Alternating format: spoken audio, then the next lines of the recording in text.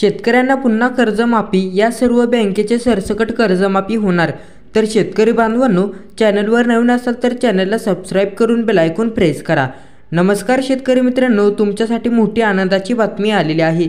मित्रांनो, शेतकऱ्यांना छत्रपती शिवाजी महाराज शेतकरी कर्जमाफी योजनेअंतर्गत दिल्या जाणाऱ्या कर्जाबाबत एक महत्त्वपूर्ण अपडेट आलेली आहे। शेतकऱ्यांना पुन्हा एकदा कर्जमाफी होणार आहे।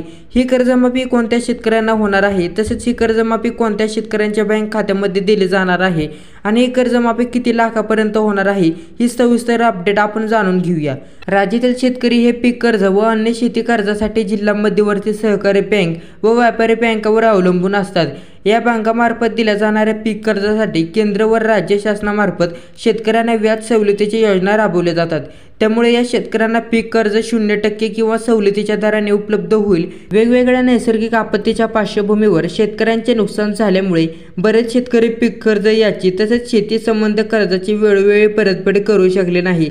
त्यामुळे हे शेतकरी थकबाकीदार राहिले आणि म्हणून अशा शेतकऱ्यांना बँकेकडून नव्याने कर्ज घेण्यासाठी अडचणी निर्माण झाल्या। त्यांना नवीन कर्ज देण्यास बँकेने नकार दिला। त्यामुळे शेतकऱ्यांच्या अडचणी अधिकच वाढल्या आणि या पार्श्वभूमीवर अर्थसंकल्प अधिवेशनात विधिमंडळाच्या दोन्ही सभागृहात अशा सर्व शेतकऱ्यांना कर्जाबाबत एक महत्त्वपूर्ण निर्णय घेण्यात आलेला आहे, जेणेकरून शेतकऱ्यांच्या अगोदरचे कर्ज हे माफ केले जाईल आणि त्यांना पुन्हा नव्याने शेती कर्ज हे घेता येईल। आणि त्याकरिता छत्रपती शिवाजी महाराज शेतकरी सन्मान निधी योजनेअंतर्गत शेतकऱ्यांना कर्जमाफी करण्यात आलेली आहे।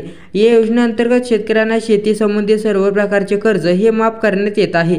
2017 मध्ये या योजनेअंतर्गत 44 लाखापेक्षा जास्त शेतकऱ्यांना 18,762 कोटी रुपये इतका कर्जमाफी लाभ देण्यात आला होता।